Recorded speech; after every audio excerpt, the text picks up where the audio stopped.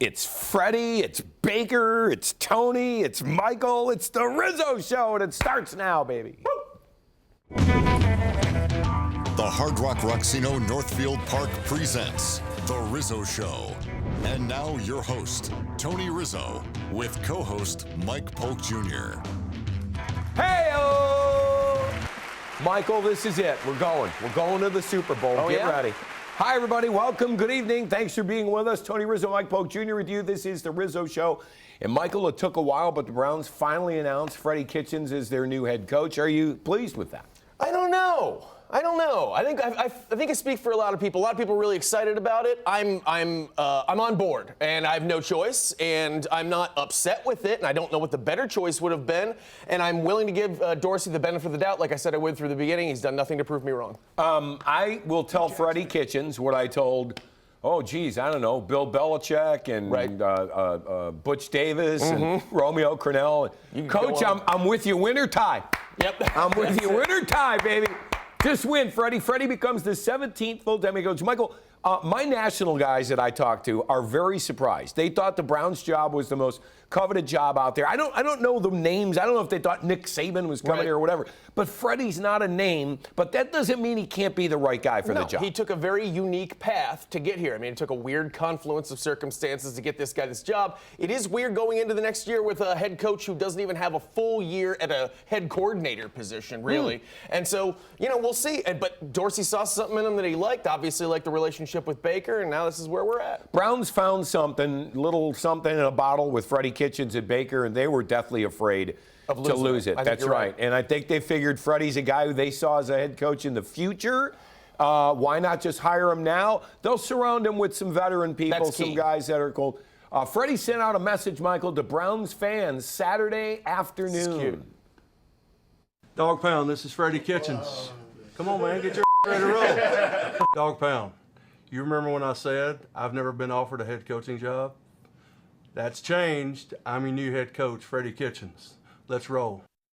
Let's roll, baby. Come on, Freddie. Freddie said he and Cleveland are good together. I would agree with that. Yeah. He's a hard-working guy, no-nonsense guy. Says dad was a tire maker for Goodyear down south in Alabama. He says he's never really lobbied for a job. He just kind of fell into it. It kind of happened organically. We got to give him a chance. Like I said, the Browns still have Baker Mayfield, don't they? Yes. Do we still have Baker? Then we should be all right. The Browns did a nice job there, too. You notice at the top, he had a little curse at the top that they had to beep and everything. Beep. And they could have left that out, but they left it in because they want us to connect to this guy. Yeah. And they know that the Cleveland we curse. That's like all of our uncles. Now, the question is, should all of our uncles be coaching the Cleveland Browns? Maybe not necessarily, but I understand that role. That I understand why they're trying to. I understand why we're appealing to his personality that way. Right. And his personality is kind of a Cleveland personality. He's a hard-working, no-nonsense guy. It's been reported, Michael, that Baker Mayfield had a big role in hiring Freddie Kitchens. I can tell you that is not true. That's good. Baker played into it. They talked to him about it. He was asked about Freddie Kitchens. But it's not like Baker was sitting right next to John Dorsey, I like hearing part of the committee. Check out this clip from the Browns when they mic'd up Baker during the Browns' last home game. Look how he gets along with the new head coach. We're still going to go 4 wides, all right? Come here. Hell yeah, put him up there. Hell yeah. Guy's an idiot. Come here, bring it in. You had seen something I can seen today. Hey, I've seen a lot of in my life, but I ain't ever seen somebody from Alabama talk about every scenario. My mom was Brazoria Fair County Queen. Was she? You know where that is? That's down by Houston. 45. Hey. Let's go, 45. Come here. Hey. While you're here, let's go. Give me some now. Come on. All right, come here.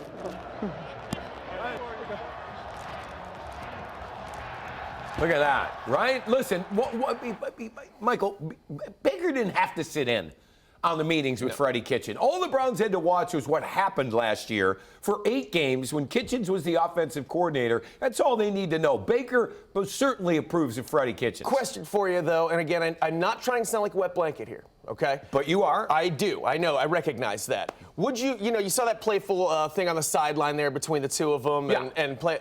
You would never see that between Bill Belichick and Tom Brady. Well, now I'm not saying it's a little different dynamic. I'm not saying it's a good thing or a bad thing, but do you see he's got to be this guy who you fear, you respect.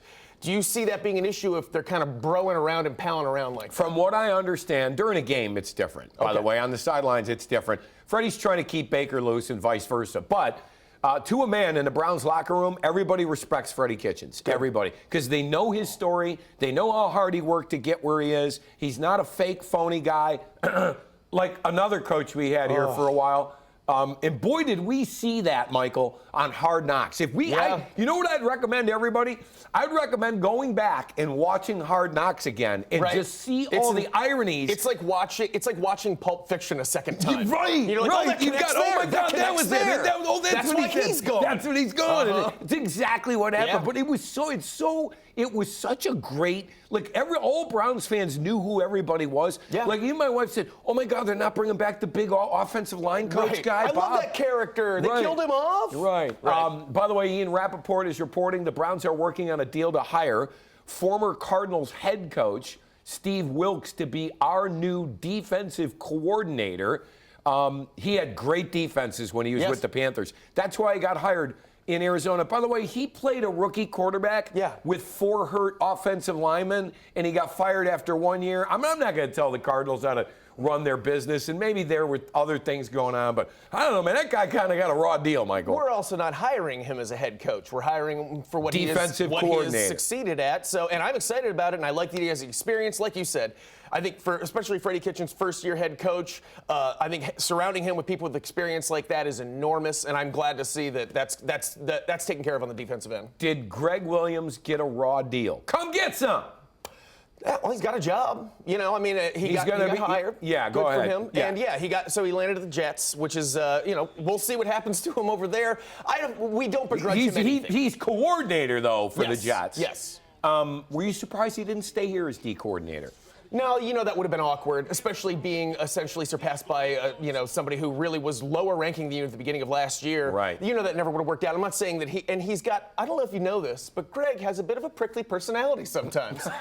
And he might have had a hard time with that. Come get some. You understand why that doesn't work. Yes. And I'm happy he landed a job, though, aren't you? I wanted to say thanks to Greg Williams because, Greg, this thing really could have went bad. You went 5-3 in the final 8 games. You made football fun again in Cleveland. I know Baker had a lot to do with it, too, but I just wanted to thank Greg Williams. I thought he conducted himself as a head coach, and I bet he gets one more chance to be a head coach somewhere down the line. Mike, does it sound like Browns owner Jimmy Haslam let John Dorsey do his job this time and stay out of the way? Now, there was a committee of 6 people, but I'm told that Freddie Kitchens was Dorsey's guy. Okay. We thought maybe the Haslams would get in here and have their own guy, but from what we're hearing, they let the committee do their work. They were on the committee. Yes. But they let John do the job. If that's the case, and if your information is true, then that this is John's choice, then that's great. And I think it's one of those cases where, fool me once, shame on you. Fool me twice, shame on you again. Fool me 3 times, still shame on you. I'll hire another coach, and then I'll fire him in a year.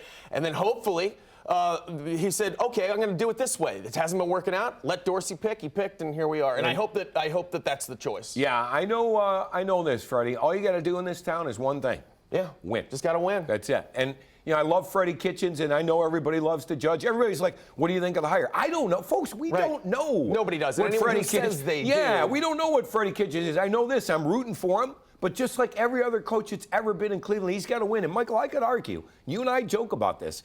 Expectations have not been higher, I was just going to bring it up. In this town in a long time. Well, everybody take a deep breath now, okay, because I know you all got us in the Super Bowl. I think the Browns are going to be good next year. I do. But please, let's temper the expectations for the sake of the team. And you can understand where it comes from. We've been thirsty for so long. Yes. And then if you just get a little drink of something, you're just like, oh my gosh, this is going to be wonderful. And I hope you're right. I really do, everybody. But you got to watch those expectations a little bit. And you got to stop condemning people if they're like, just so you know, we might not go to the Super Bowl. What? Hater!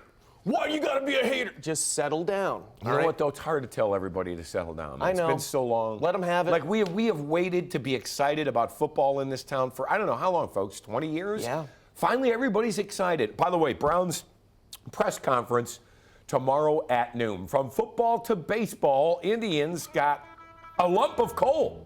Is that a good thing or a bad thing? We'll explain when we come in. Stay.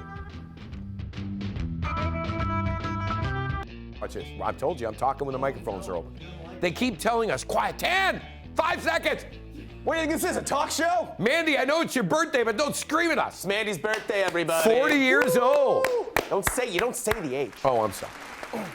Welcome back. Let's talk a little Tribe. Michael, Indians getting some bullpen help from former Yankee A.J. Cole. He had 49 strikeouts, 39 innings. But I got to tell you, he had problems keeping the ball in the ball yard, y'all. He gave up some home runs. Let's see if he can get back on track. Now, the Indians need arms. Yes. Cody Allen, gone. Oliver Perez, Josh Tomlin, they're all free agents. And we know Andrew Miller is gone to the Cardinals. So I don't think the Indians are done dealing. By the way, I don't think the Corey Kluber deal is done yet. I'll give the Indians credit. They haven't pulled the trigger on this deal because they don't think they've got enough value, and I appreciate that. I just don't want them to get desperate right before spring training and pull the trigger. Get what you want. Yeah, I agree. My question, though, is if nothing ever presents itself and we're sitting here with these pitchers, it seems like they're counting on one of these deals to provide an outfield. Yeah. Like, we still don't have an outfield. Well, right? we've got some good young minor leaguers, Michael. Boy. The Indians also made news. They avoided arbitration with Frankie Lindor. Folks, he'll make just over $10 million, but hear me out. Every year that goes by, the Indians don't sign Frankie Lindor to a long-term deal, I get more nervous. I know, it hurts my now, heart. I think we are still in control of him for 3 more years. Whatever Bryce Harper signs for this offseason, it's going to come down pretty soon. He's going to get more in a couple of years. Remember that. Can the Indians afford to pay a guy $300 million? I very much doubt it. I don't think we've shown much effort to do that. Well, I know they're going to make every effort to do it. And he's willing to play ball. Like, he likes being here. Yeah, he's one of the best players in the league. Absolutely. But he's going to get paid, and I hate that he's just dangling out there still. But enjoy him while he's here and whatnot. I still don't understand arbitration. I never will. I never want to. Well, speaking of arbitration, the deal between the Indians and Trevor Bauer is still not done. Bauer's still on the trading block, and he was asked if the trade rumors bother him. Check it out. No, I mean, this is going to be my career. I'm going to be on one-year deals the whole time, so just used to it. Ultimately, nothing changes, Work on getting better. Work on becoming a better pitcher, throwing harder, being in better physical shape. Yeah, you can't do that. Developing a new pitch, being smarter or whatever. And then you show up to the season, and wherever I'm at, just try to be better. Not quite sure who was trying to stick their mic in there, but didn't like it. One of our cameramen said, look, you can't get that done. No. By the way, Tribe Fest over the weekend. Oh, wow. What a great time. They had great record number of people. Look at all those people going the to Tribe Indians Fest. fans trying to get a little hot stove action. Weren't you one of those? What were you? I was Relish. You at were one Relish. Point. Yeah, I pitched that idea to the Indians and tried to run around as Relish. They threw me out of the park, and then they brought in a Relish. It's a bunch of horse crap. That's how they get you. From the Tribe to the Cavs. Oh. Michael, they're trying our patience, ladies and gentlemen. Folks, hang in there. If you're a Cavs fan, I understand it's been worse than bad. Who is that? I don't even know who that is. Who is to blame? I don't know who these players are. Well, you don't have to right now. Okay. Who is to blame? Do you blame someone for this? I mean, we talked about this a little before.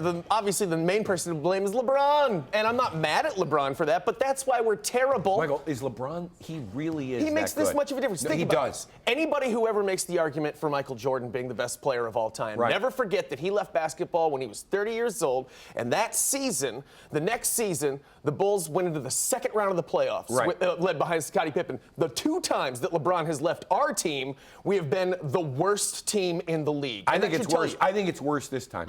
Yeah, than last time. I agree. Don't you think? I totally think But it's the worse one this good thing is, folks, remember this. Zion. Ping pong balls. Give me more ping pong balls. Cavaliers back in action Wednesday night when they take on the Trailblazers in Portland. All right, who's ready to take a spin? Oh, boy. You ready? We're going to wheel. spin the wheel, baby. Solve the problems. Don't you go to bed yet. Stay up.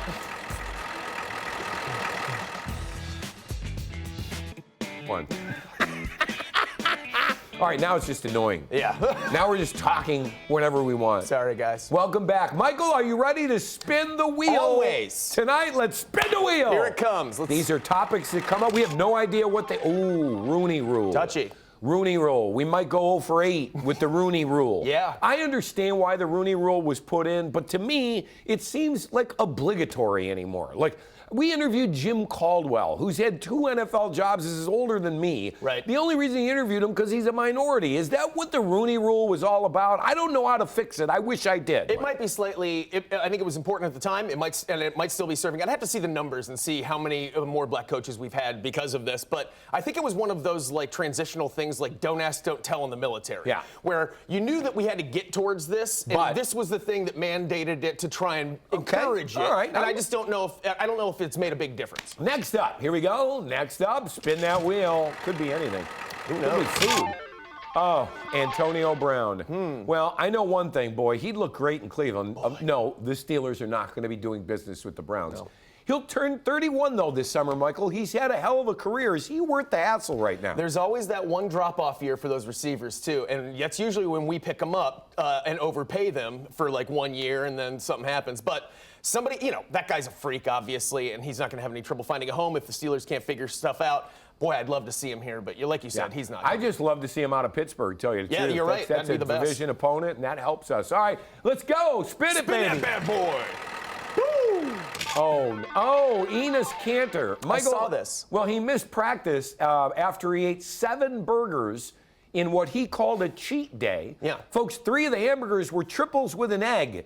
They figured out the caloric value, and it was somewhere around 6,500 calories, which is 3 times more than someone's supposed to have in a day. Lo and behold, he missed practice the next day. Hey, I do not Most weep amount for of him. burgers you've ever had. I do You not ever weep. eat 3? I do not, of course. I do not weep for him because You've eaten 3? just this past weekend, there's a gas station that makes food all night long near my house, and I went and got chicken fingers and onion rings there 2 nights ago, and I am an American hero. I'm still here today, folks. I didn't call off like Cantor did.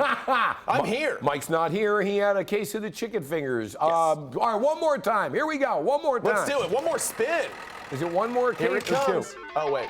Oh, 2 more. Mac and cheese bucket. What is that about? Well, Costco, Mike, is selling a $90 tub of macaroni and cheese. It weighs 27 pounds, but here's the kicker. It lasts 20 years. It stays fresh that long? Well, I mean, it lasts 20 years. Yeah, I'd imagine. You could put that away. You could live on that if, Right. God forbid, something happened something to our terrible country. happens. Right? Yeah, then you can just eat mac and cheese in your basement. 27 pounds. Are you mac and cheese guy? I like mac and cheese. I Yeah. do. I'm not like married to it or anything like that. There's a mac and cheese specific restaurant in Lakewood now. That's how you know we've got really Everything mac and cheese? everything mac and cheese. Next. One more. Now they want one more. spin. One more. The people are demanding it.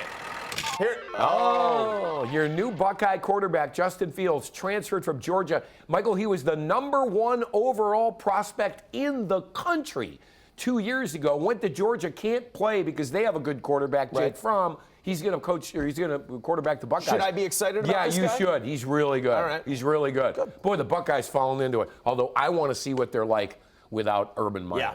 All right, you know where there are plenty of spinning wheels. Ha, ha, ha, ha. Let's go to our favorite place, Hard Rock Rocksino. Let's see what's happening this week as we check in with Paula. Air guitar. Hey Rockstars, it's Paula, and this is What's Up at the Rocksino. Get on board with Hard Rock Rocksino Northfield Park's Come Sail Away cruise giveaway. Win a Caribbean cruise valued at $5,000 or up to $2,500 in free play each week. Earn entries every day until January 25th and 3 times the entries on Tuesdays. Drawings will be held each Friday with 3 winners every hour, from 6 p.m. to 9 p.m. Treat yourself to an amazing 4-course meal special in Kozar's Wood-Fired Grill and delight in the Kozar's Happy Hour every Sunday through Thursday, featuring delicious bites from the exclusive Happy Hour menu. Direct from Broadway, the 2016 America's Got Talent finalists, the Clairvoyants, bring their world champion medals and performance to Hard Rock Live Saturday, January 19th at 8 o'clock p.m. Prepare to be amazed. Tickets available at the Rocksino box office or Ticketmaster.com. Find your rhythm at Hard Rock Rocksino Northfield Park. Vegas experience, Ohio address.